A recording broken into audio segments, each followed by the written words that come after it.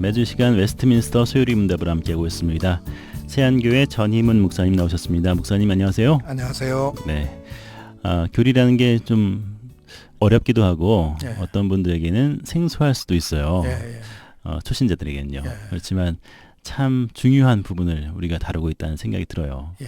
지난주에도 말씀하셨지만 유일하신 예수 그리스도에 대해서 잘못 알거나 또 예. 삼위일체에 대해서 헷갈릴 때 예. 이단에 빠지거나 이단을 만들 수 있다고 그렇게 예. 말씀하셨잖아요. 예. 네. 그 참 감사한 것은 인간이 다른 피조물과 다른 것은 하나님께서 이성을 주셨다는 것이죠. 네. 그 이성이 굉장히 조직적인 본능을 가지고 있어요. 네. 조직적인 본능을 가지고 있어요. 그러니까 우리가 어떤 진리를 믿을 때에도 조직적으로 잘 정리해서 깨달을 때에 확실하게 믿을 수가 있게 되는 것이죠. 그렇죠. 그런 측면에서 이제 이 웨스트민스터 소요리 문답이나 하이델베르그 요리 문답이나 이런 것들은 기독교의 진리를 아주 조직적으로 네. 잘 정리를 해줘요. 그렇군요. 예를 들자면 지난번에 우리가 21문에서 네. 예수님만이 중보자다, 구속자다. 네. 왜냐? 그분은 하나님이시고 사람이기 때문이다 그랬잖아요. 네. 그럼 이제 궁금한 게 생기잖아요. 그렇죠. 예.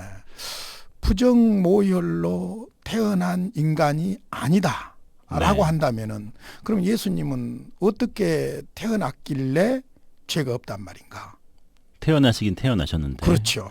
이제 네, 이런 문제. 성탄절도 있는데.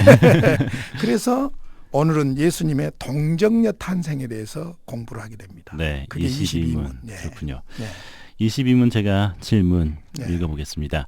그리스도께서 하나님의 아들로서 어떻게 사람이 되셨는가? 예. 하나님의 아들이신 그리스도께서 어떻게 해서 사람이 되셨는가 그거예요. 뭐 우리 보통 사람들은 사람 되는 거 간단하잖아요. 그렇죠. 내 마음대로 안 되고 어머니 아버지가 사랑해서 네. 내가 생겨난 거잖아요. 그걸 그렇죠. 부정모혈 네. 혹은 보통 생육법. 네. 그런데 예수님은 그런 탄생이 아니에요. 네. 답을 보겠습니다. 하나님의 아들 그리스도께서 사람이 되신 것은 참 몸과 지각 있는 영혼을 취하사 진짜 사람이라는 거예요. 네. 이게 중요해요. 참 몸과 지각 있는 영혼. 그러니까 이제 중세에서 초대교회에서도 그런 이단들이 생겼다니까요. 예수가 하나님이라는 것은 인정하는데 사람이라는 것은 인정 안 하는 경우가 있어요. 네. 또 예수는 단순한 사람이라고만 하고 하나님이라는 것이 인정 안 하는 경우가 있어요. 네. 그러니까 여기서 중요한 것은 참 사람이에요. 그래서 참 몸과 지각 있는 영혼을 취하사 성령의 권능으로 동정녀 마리아에게 잉태되어 탄생하셨으나 죄는 없으시다. 네. 참 사람인데 죄가 없다. 그렇다면 이제는 보통 생육법이나 부정 모혈이 아닌 다른 방법으로 태어나셔야 되죠. 그렇죠. 그래서 성령의 권능으로 동정녀 마리아에게 잉태되어 탄생하셨다. 그래서 죄는 없다. 답이 그렇습니다. 네. 성령의 권능으로 동정녀 마리아에게 잉태되어 탄생하셨으나 죄는 없으시다. 예. 네. 좀 구체적으로 들어가 봤으면 좋겠습니다. 여기에서 하나님의 아들, 지난번에도 제가 강조한 적이 있는데요. 하나님의 아들이라는 말은 하나님이시라는 말입니다. 네. 그러니까 요한복음을 우리가 그리스도의 신성을 증거하는 복음이거든요. 네. 그리스도의 신성. 그러니까 그 독생자 하나님의 아들, 예를 들어서 베드로가 신앙 고백할 때 주는 그리스도시요 살아계신 하나님의 아들이십니다 그랬죠. 네. 하나님이십니다 그 말입니다. 네. 하나님이십니다. 그래서 원문 자체가 모노게네스, 동질이에요. 동질. 네. 동질이 똑같다는 것이죠. 그러니까 예수님은 곧 하나님이다. 그게 하나님의 아들이라는 이야기죠. 네. 그런데 그 아들이 실제적인 인간이 되셨다는 거예요. 네. 그 실제적인 인간이 되신 것을 소요리 문답은 이렇게 말하잖아요. 참 몸과 지각 있는 영혼을 취하사 그랬어요. 이게 먼저 참 몸이라는 것은 그는 살과 피와 뼈의 실제적인 몸을 취하셨다는 거예요. 네. 육체, 인간의 육체. 누가복음 24장 39절에 보면 예수님이 그런 말씀을 하시지요. 내 손과 발을 보고 나인 줄 알라. 또 나를 만져보라. 영은 살과 뼈가 없으되 너희 보는 바와 같이 나는 있느니라. 부활하시고 나서 네. 주신 말씀이죠. 네. 그러니까 분명히 피와 살과 뼈, 실제적인 육체를 취하셨다 하는 것이고요. 네. 또한 우리 인간의 요소가 육체와 영혼으로 되어 있잖아요. 네. 이성적인 영혼을 실제로 취하셨으며 그의 신성도 영혼의 자리를 대신하지 못했다고 소위문답에서 답을 하고 있어요. 네. 이사야서 53장 10절입니다. 여호와께서 그에게 상함을 받게 하시기를 원하사 질고를 당하게 하셨은즉 그의 영혼을 속건제물로 드리기에 이르면 그가 씨를 보게 되며 그의 날은 길 것이요 또 그의 손으로 여호와께서 기뻐하시는 뜻을 성취하리라. 여기서 그의 영혼을 속건제물로 드리기에 이르면 그랬어요. 네. 그러니까 예수님이 속건제물로 혹은 화목제물로 죽은 것은 몸과 영혼, 육체, 인간이 희생을 당한 거라는 거죠. 네. 대신 대속을 이루신 것이라는 것이죠. 그래서 우리가 예수 그리스도 중보자를 이야기할 때 지난 21문에서도 그렇게 강조했지만 이성 1인격을 강조했지만은 예수님은 하나님이시다. 그런데 인간의 몸을 입고 오셨다. 네. 참 하나님이시고 참 사람이다. 그런데 두 개의 퍼슨이 아니라 한 퍼슨, 한 인격이시다. 네. 여기서부터 머리가 아파요. 그러니까 이런 부분들은 이해하려고 자꾸 하지 말고 아멘. 아멘. 근데 이제 재밌는 것은 구속사 전체를 이렇게 우리가 꿰뚫어 보잖아요. 네. 그럼 이건 너무 당연한 거예요. 네. 너무 당연하게 받아들여지는 거예요. 그러니까 우리가 진리를 부분적으로 알 때에는 이게 이해가 안 되는 거예요. 인간적인 생각만 하는 거예요. 그러나 예. 구속사 전체를 알게 되면 저는 기독교의 성경에 폭 빠지게 된 게 뭐냐면 유기적 통일성이에요. 네. 전부가 연결되어 있는 거예요. 성경이 전체가 연결돼 있죠. 그렇죠. 전부가 네. 연결되어 있고 예수가 참 사람이고 참 하나님이 하는 이유가 분명하게 성경에 드러나는 거예요. 네. 예. 요즘에 저도 레위기 말씀 읽고 있는데 예. 레위기를 보더라도 예. 예수님이 태어나시기 전에 쓰여진 성경인데 예. 거기서도 예수 그리스도의 그림자가 예. 쫙 보이는 게요. 예표라고 그러죠. 네, 예표되는 게 예수님을 말씀하시는구나라는 게 그렇죠. 나중에 알게 되더라고요. 그러니까 히브리서 1장 1절에 율법과 선지자의 글과 네. 그다음에 시가서와 그다음에 제사 제도 이런 모든 것들이 누구를 향하고 있느냐? 예수 그리스도를 향하고 있죠. 네. 그러니까 하나님이 약속하시고 그리스도 안에서 성취해 주신다고 볼 수 있습니다. 예. 또 예를 들어서 영혼과 관련해서 마태복음 26장 38절에 예수님이 겟세마네 동산에서 기도하신 내용이죠. 이에 말씀하시되 내 마음이 매우 고민하여 죽게 되었으니 너희는 여기 머물러 나와 함께 깨어 있으라 하시고 내 마음이 그랬어요. 네.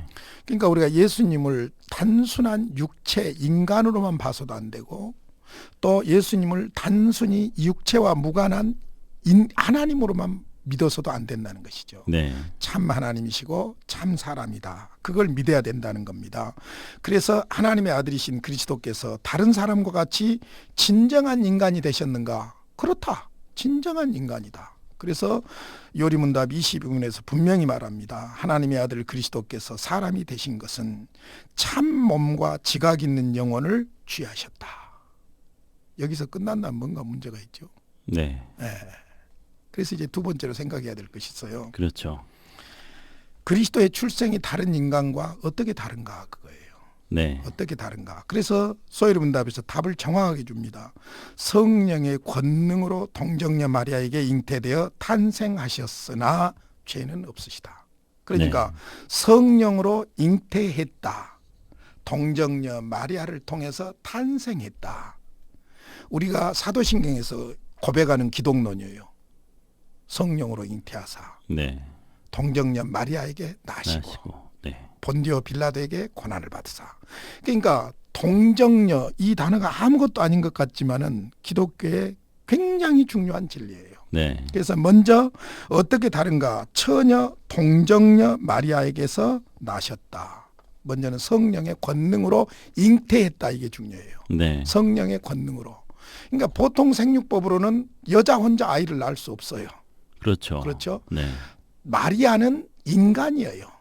인간의 태를, 처녀의 태를 성령께서 성령을 통해서 이용하신 것이죠. 네. 그래서 이사야서 7장 14절에 보면은 그러므로 주께서 친히 징조를 너희에게 주실 것이라 보라 처녀가 잉태하여 아들을 낳을 것이요 그 이름을 임마누엘이라 하리라. 예수님 오시기 700여 년 전에 네. 이사야 선지자를 통해서 처녀가 잉태하여 아들을 낳을 것이다. 그 이름 임마누엘이라 하라. 놀라운 말씀, 예언의 네. 말씀이 있었네요. 그래서 마태복음 1장에 예수님이 오셨을 때 천사들을 통해서 주신 말씀이 이름을 예수라 하라. 그가 너희들과 함께한다. 임마누엘이다. 네. 이 말씀을 그대로 짜 맞춰서 말씀하고 있는 것을 볼 수 있죠. 네. 그래서 처녀를 아주 성령의 권능으로 잉태하셨다. 동정녀 마리아에게 잉태하셨다. 그래서 마태복음 1장 23절 25절 이렇게 말하죠. 보라 처녀가 잉태하여 아들을 낳을 것이요 그의 이름은 임마누엘이라 하리라 하셨으니 이사야서를 인용하고 있는 거예요. 네. 이를 번역한즉 하나님이 우리와 함께 계시다 함이라. 요셉이 잠에서 깨어 일어나 주의 사자의 분부대로 행하여 그의 아내를 데려왔으나 자 그다음 말이 중요합니다. 네. 아들을 낳기까지 동침하지 아니하더니 낳음의 이름을 예수라 하니라. 아멘.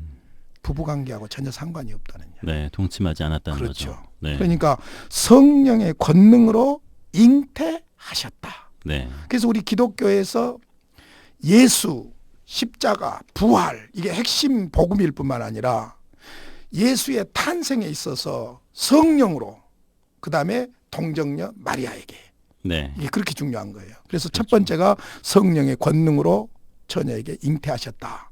네. 그다음에 동정녀 마리아에게 탄생하셨다. 그냥 여자가 아니라 아줌마가 아니라 동정녀. 남자를 알지 못하는 그렇죠. 처녀. 처녀. 예, 이게 중요한 부분이에요. 그래서 어떻게 처녀에게 탄생하셨는가? 성령의 능력으로, 기적적으로, 네. 하나님의 권능으로. 그래서 구원 자체가 지난번에도 말씀드렸지만은 풍성하시고 무궁하신 하나님의 사랑, 온전하신 하나님의 지혜, 네. 전능하신 하나님의 능력 이것으로만 가능한 거예요. 그래서 성령의 능력으로 기적적으로 잉태되셨고 그래서 인간 사회에서 물리학적으로 과학적으로 화학적으로 수학적으로 별것을 다 동원해도 이해할 수 없는 네. 기적적으로 예수님이 탄생하신 것이죠. 그래서 누가복음 1장 34절 35절 저는 이 말씀을 굉장히 좋아하는데요. 마리아가 얼마나 대단한 신앙의 여인인가 예. 하는 것을 알 수 있어요. 우리가 마리아를 숭배하지는 해서는 안 되지만 네. 신앙의 선배로 존중해야 돼요. 예. 그 보십시오. 누가복음 1장 34절 35절입니다. 마리아가 천사에게 말하되 나는 남자를 알지 못하니 어찌 일이 있으리까. 천사가 대답하여 이르되 성령이 내게 임하시고 지극히 높으신 이의 능력이 너를 덮으시리니 이러므로 나실 바 거룩하니는 하나님의 아들이라 일컬어지리라 그랬어요. 네. 그러니까 마리아가 뭐라고 한 줄 아세요? 주의 여종이오니 말씀대로 이루어지이다. 그냥 요즘 우리식으로 보면 우리는 요즘 그 자녀들이 결혼하기 전에 뭐 애 낳아가지고 오면은 선물 가져왔다고 아주 그 참 세상 험한 소리들을 많이 하는데 그게 어떻게 보면 좋은 말인 것 같지만 이게 상당히 문제가 있는 말이에요. 그렇죠. 그렇죠. 그런데 어찌 됐든